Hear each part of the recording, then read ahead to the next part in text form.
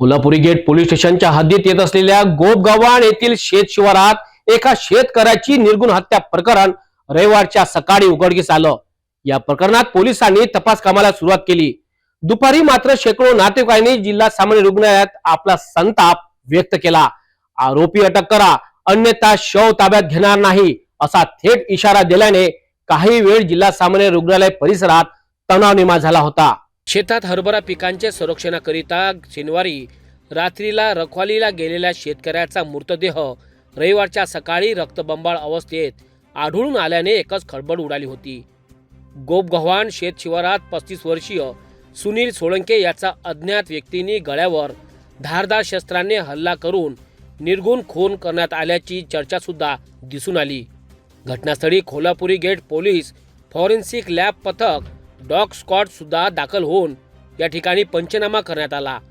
माहिती पसरताच गावातील नागरिकांनी मोठी गर्दी केली होती। पोलिसांनी मृतकाचे शव विच्छेदन करण्याकरिता शव जिल्हा सामान्य रुग्णालयात नेण्यात आले।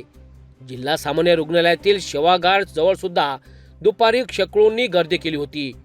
यावेळी आरोपीला अटक करा, अन्यथा शव ताब्यात घेणार नसल्याचा इशारा सुद्धा यावेळी नातेवाईकांनी पोलिसांना दिला। एक तरुण मुलगा म्हणजे ज्याने त्याचे आई वडील सुद्धा नाही, भाऊ बहीण नाही आहे, लहानपणीच आई वडील हरवलं।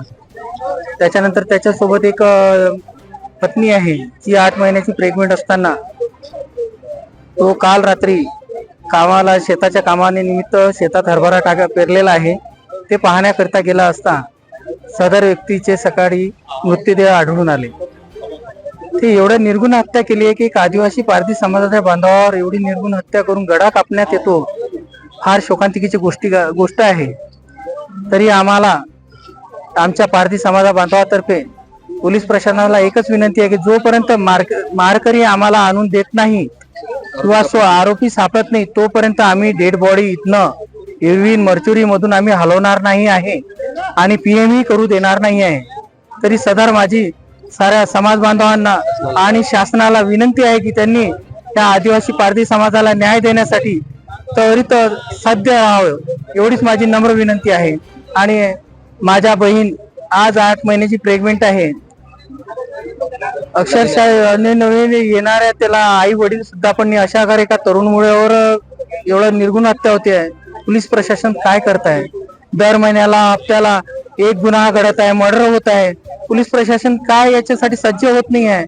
त्यांच्या काय कुठलीच या लोकांना मारकऱ्यांमध्ये कुठली धास्ती आहे की नाही आहे? कुठलाच हे काही धैर्य राहिलंच नाही, पोलिसाबद्दल भय राहिला नाही आहे का? पोलिसांनी नातेवाईकांची समजूत काढण्याचा सुद्धा प्रयत्न केला। यावेळी सिटी कोतवाली पोलीस निरीक्षक मनोहर कोटनाके यांना विचारले असता या प्रकरणाचा तपास सुरू असल्याची प्रतिक्रिया त्यांनी स्पष्ट केली। पोस्ट कोल्हापुरी गेट हद्दीतील एक गाव आहे गोपगव्हाण पुनर्वसन।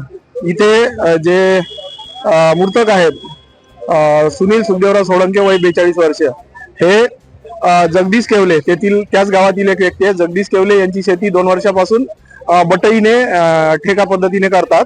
यावेळेस सुद्धा त्यांनी त्या शेतीमध्ये चणा लावलेला होता आणि त्या राखणीसाठी तो त्या शेतामध्ये रात्र दरम्यान असताना शनिवारच्या 21 आणि 22च्या रात्र तारखेदरम्यान अज्ञात मारेकऱ्यांनी त्यांचा गळा धारदार शस्त्राने गळा कापून हत्या केलेली आहे अशी आम्हाला पोलिसांना माहिती मिळताच आम्ही तात्काळ घटनास्थळी पोहोचलो आहोत।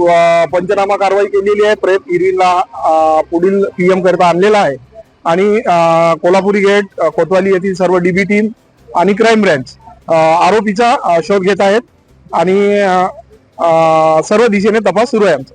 सर सध्या नातेवाईकांनी नाही असं काही नाही, आम्ही त्यांना सर्व कायदेशीर प्रक्रिया समजावून सांगित आहोत आणि त्या कायदेशीर प्रक्रियेद्वारे सर्व गुन्ह्याचा तपास होईल।